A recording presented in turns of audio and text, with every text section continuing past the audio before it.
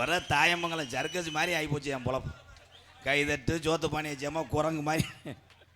இந்த ஜயிறு நிற்கிறாள் எப்படியும் இந்த கனகா பாக்ஸை தள்ளி விட்டுருவேன். எங்கள் அண்ணன் தம்பி தானே எல்லாரும் எங்கிட்டு வாங்க, அங்கிட்டு வந்து உட்காருங்க. போ இங்கிட்டு வாங்க, உள்ளே வந்து படுக்கிறிய பொம்பளைட்டு.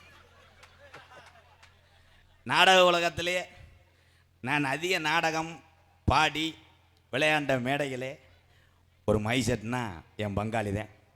புலியடி தம்பம் கனகா மைசெட்டில் தான் நான் அதிக நாடகம். என் பங்காளி மேடைக்கு 30 தடவை சொல்லி ஒரு 10 ரூபா நகட்ட மாட்டேன். ஓன்ட்ட காசு இருக்கு, நான் வந்து இளையாங்குடியில் தெருவில் இருக்கேன்.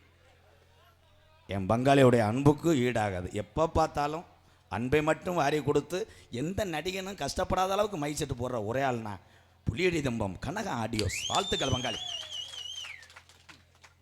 இவன் அன்னைக்கு வந்தால, தம்பி நீ மைசெட் வச்சிருக்கலப்பா, மைசெட் பேர் என்ன?